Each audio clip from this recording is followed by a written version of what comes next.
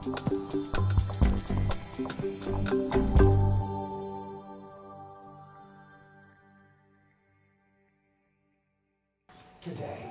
digitization of the economy is accelerating as our world is becoming increasingly connected.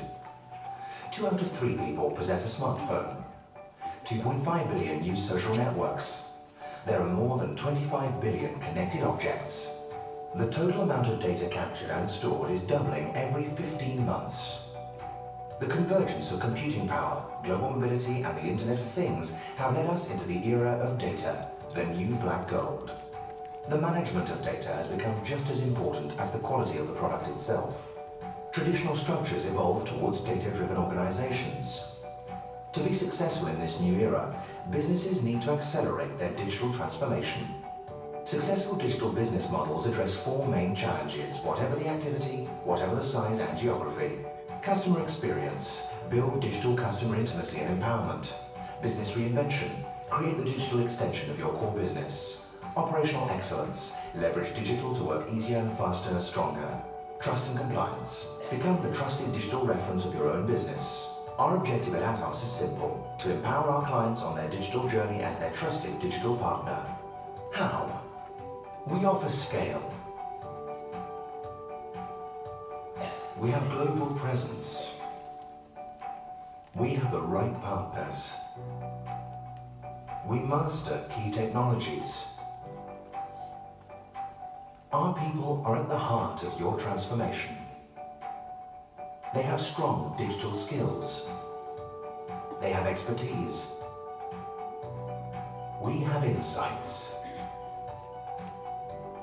We attract to offer you the trust you need. Atos, trusted partner for your digital journey. I thought just to start with this video to give you a glance of what is Atos all about. But the main reason to show this video is to emphasize that our employees are in the heart of our organization. Everything is key around our employees. They're often working at client sites, doing great project over there. So they are key in the transformation at our clients. So that's also the link to well-being at work and the importance of the well-being of our employees. We all know, of course, that well-being at work is important. That's the reason why we're here. Well-being at work is sometimes in small things, like everybody enjoyed, I think, the sun this weekend with friends and family.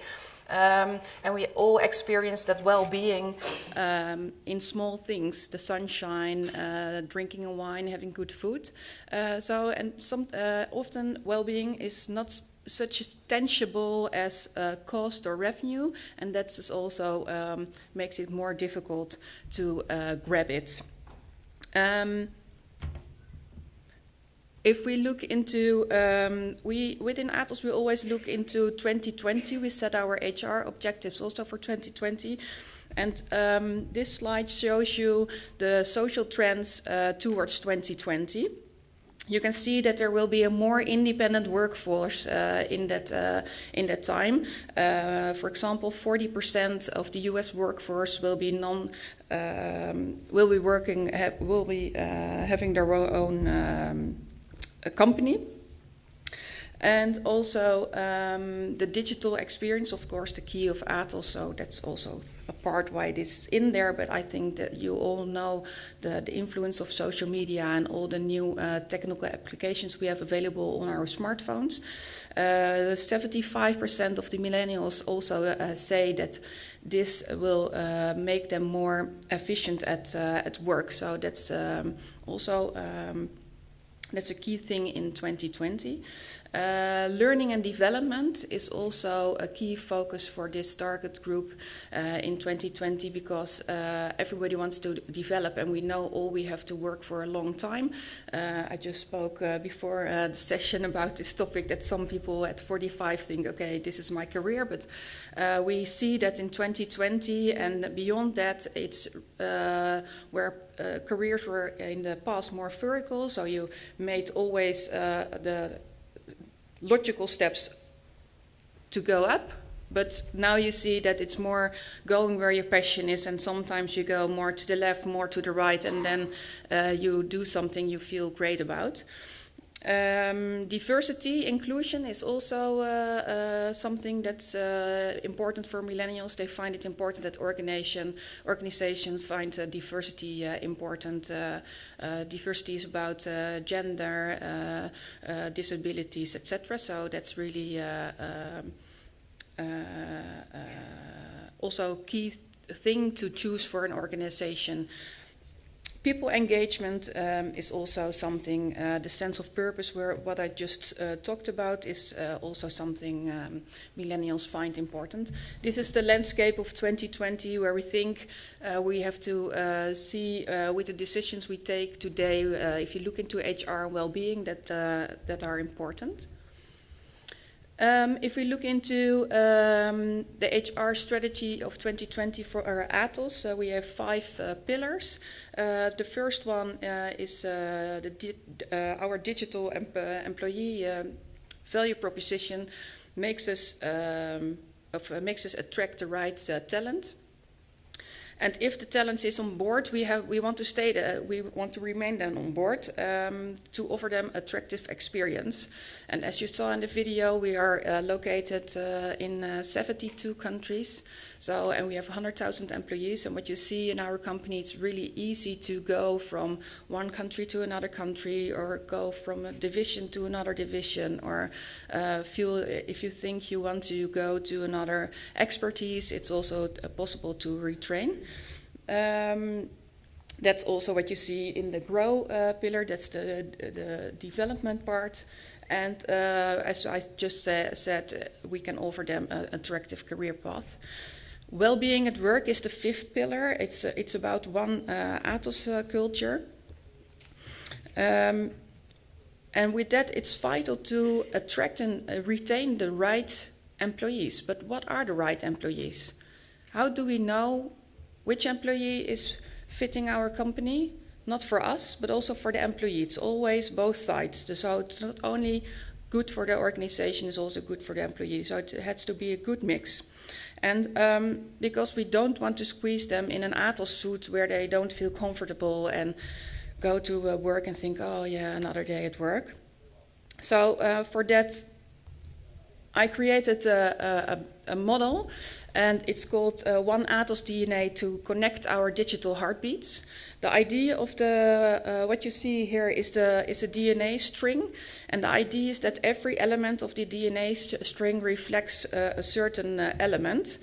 You can think of proactive, innovative, etc.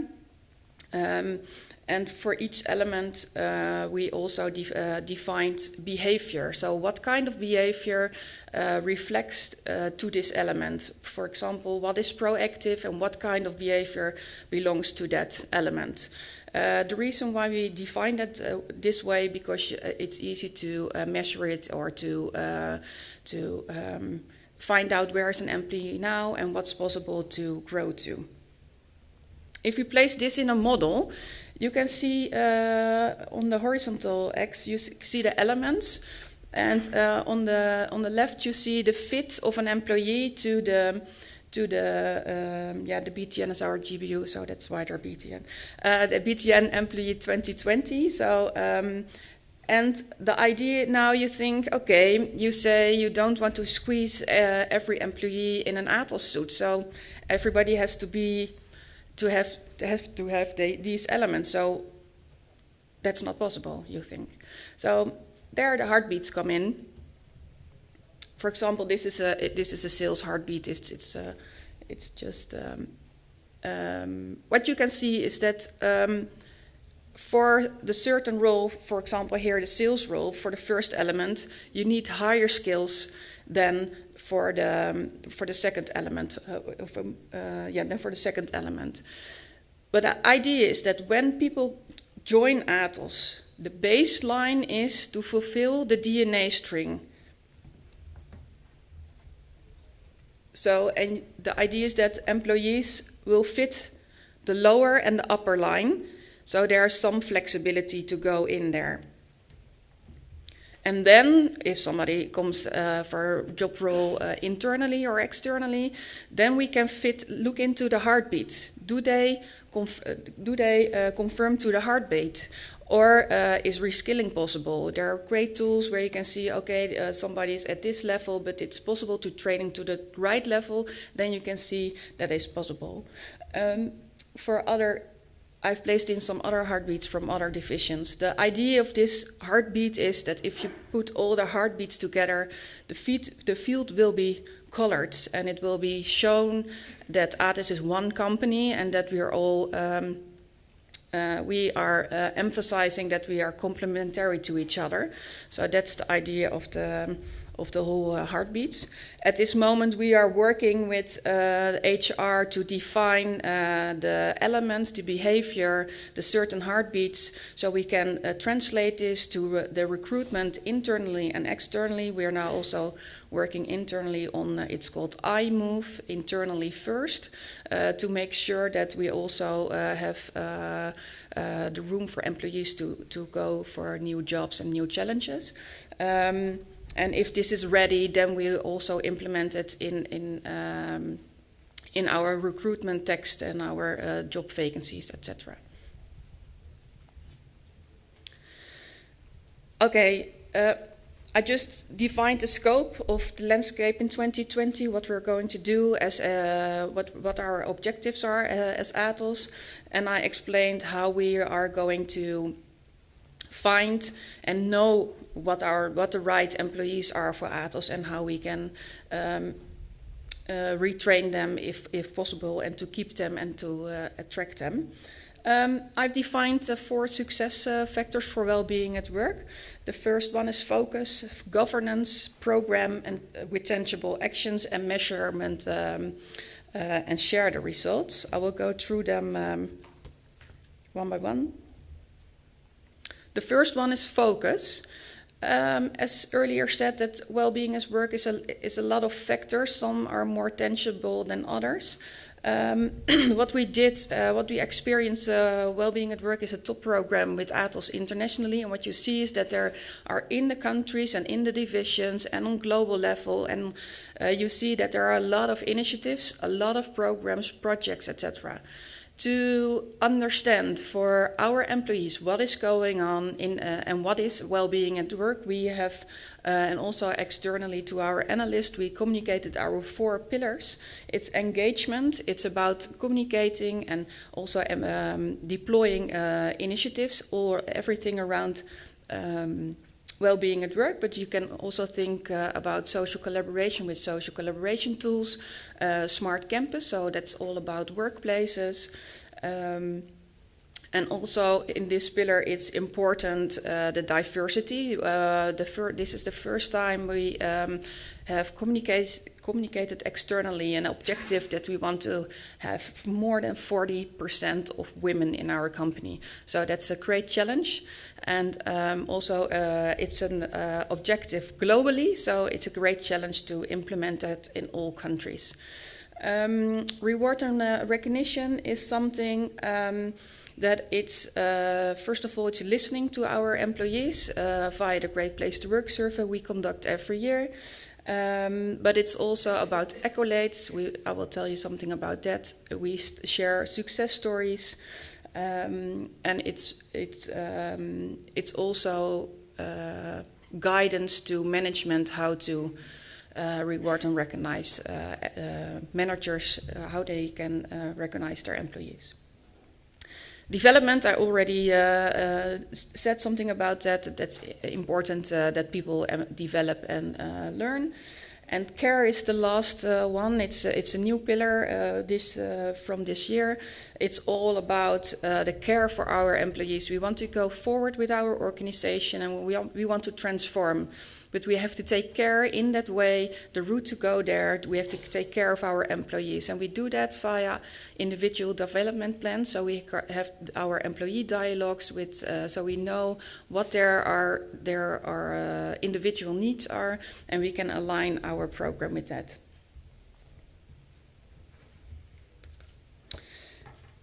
The second success factor, I think, is governance. often you see that well-being at work is placed in the HR department. I think in this room are a lot of people from HR, and I think, of course, that's really important. As a fact, the base of the employee well-being is in the heart of well-being, is in the heart of HR. But my experience is that management commitment is really key for success. And for us, it is globally a top 3 program, so it's in there. And now it's in the GBUs, and if I look into our GBU, that's Benelux and the Nordics, so that's 9 countries. We have in every country a responsible person for well-being at work. That's often HR related. And I am also talking on a monthly basis with our division heads to look into what we can improve in the divisions. And also with our GBU management, I talk often about the transformation program and how we can relate that to the Wellbeing at Work program. The challenge in our organization is that we are really a matrix organization. So you have the division, sometimes that's 4,000 to 5,000 employees. And within there you have units, practices. So we have to go a long way to reach the employee and to reach our management group. So there's a lot of people to reach, and that's why the governance is so important, not only to have it at the top, but of course also within HR and within close collaboration with other support functions to make it happen. And last but not least, for our Wellbeing at Work, we have a program with certain tracks, and for those tracks we have track leaders who have especially focused on certain topics to make sure we get on speed and stay on speed. Yes. The idea of well-being at work is that, as I said, you have to be focused. So we have 4 focus areas, and it's important to translate that to tangible actions. And if those actions are deployed and successful, it's really easy to keep it within well-being at work. But it's really important to see well-being at work as a program to start new initiatives in the organizations. And if it's a success, embed it in the current standing organization, and then you have time and material left available to use again for new initiatives in well-being at work. I see well-being at work as a new ideas, new initiative generator to wake up the standing organization which is following processes, etc. So make sure you always have a fresh, bright idea to come with changes for the organization that benefits the organization. Yeah, measure and share results. That's quite difficult, I have to say. We have yearly the Great Place to Work survey. So we conduct that, and we have the results, and we can look into that. And it's a good yearly measure moment to know what's the status quo within Atos at this moment. But what you see is that the well-being at work, the well-being of our employees is not always really tangible. So we are also measuring the indicators or the how do I say it? The indicators that can influence the well-being. So how many times does the management speak to employees, for example, to bring over the strategy? How often does the management layer below that talk to their employees? Are they? How many IDPs, individual development plans, are being conducted? Also, the accolades, it's a rewarding program which I tell about. How many employees received an accolade? How did they perceive the accolade? So it's not only about handing out, but what's the perception of the employee? So how is it done? And also how many employees are working on a smart campus. So it's all about smart campuses in our organization, that there's a flexible workplaces, that it's clean, bright. You can imagine the perfect workplace. Then it's not perfect is quite high standard, but you know what what I mean. And if you look into the corner, the 7 indicators of the well-being at work is the follow-up. So and that's always on country level. So we can see what's the follow-up. Do employees know what is the outcome of the Great Place to Work survey? What are the actions to take after that? So these were the 4 success stories. I want to take you through to some of the best practices. The first one is continuous learning. If I compare Atos to the companies to the left, then I can say that Atos is the world's largest digital company. But we don't own people, books, or trainers. But we have employees with knowledge and passion, and we can integrate and facilitate the knowledge and passion of employees to transform our organization to a self-leading and educating community. What do I mean about that? What I experienced is that in our organization we have a lot of employees, as said, but also they have a lot of passion and a lot of knowledge, and it's really giving so much energy. And what I've seen in the left corner, I see those employees are creating their own workshops, peer groups, and they are do that on several topics about stress management, health and vitality, running therapy. You can name it and we have it. So why should we go externally, buy a workshop externally? Why don't we use the energy to re-energize our organization? It's a shame to do not so. But if you go to the HR organization, you see often we look into e-learning modules. We look into, we have around sickness a lot of tools to hand over to our employees. Coaching is also something you can buy in. We have in our organization, I think 20, maybe 30 in the Netherlands only, educated coaches. How great is it to make them in a group where they can collaborate with each other, where we can inform them about our strategy, where they can coach young talents, new in our company, and create a community together. So we're now working in the continuous learning program to combine the formal and informal knowledge to make sure we capture the passion available. The accolades. That's a way of saying thank you to our employees. It's the idea. It's a fast way of giving an employee a reward for their achievement, of positive attitude, of successful business projects, etc. The accolade, an employee is nominated by his manager or by fellow employees. And if they are nominated, they will receive the accolade during a ceremony, and the accolade is handed over by a board member or his own manager, or they are both available at the time.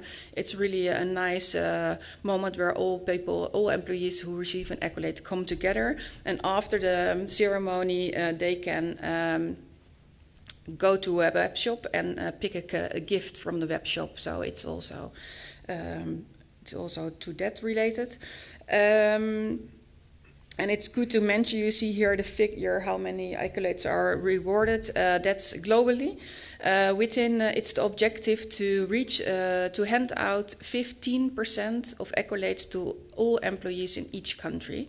So that means we have every month accolade ceremonies to hand them over. Then we have the Gen Y challenge that started in Germany in 2015.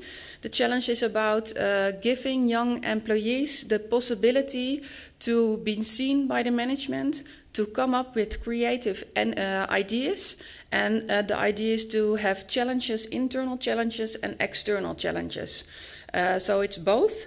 And we have to say it's such a success, and we see in Germany that a lot of ideas are implemented, and Atos is really benefiting from these ideas, but also the Gen Y generation is really benefiting from this, because they are developing and they are seen, and the ideas are giving inspiration to also to the other employees. So that's a great challenge to have, and the idea now is to also bring it to other countries. So we will also launch it in our GBU. Innovatos Plaza is also an example. That's an event, not just an event. It's organized by employees for employees. And employees are showcasing their knowledge and passion about all innovative technology, and it's really easy accessible. It's, as the word says, it's plaza. It looks a bit like downstairs, so everybody walks around, and there are VR glasses and special gloves, and you can do everything. And the nice thing is, often employees work at our client side, so they don't come often in the organization, so they can bring the clients. So not the top client, but their client they work every day with, so their client colleague, as said. So it's really an inspirational event where a lot of topics from well-being at work are touched. It's about knowledge, it's about passion, it's about pride, it's about collaboration, it's about sharing together. So it's really a nice example of an event started in our organization. Success Story Award, that's more about the project we did with clients, and that has two objectives. One is to make employees know what great things we do, so it's increasing pride and awareness of our great project with clients, and it's also enhancing the successful projects, and give them a platform to communicate about that and make teams feel proud about these projects with clients. To resume, I talked about the four success factors. Thank you.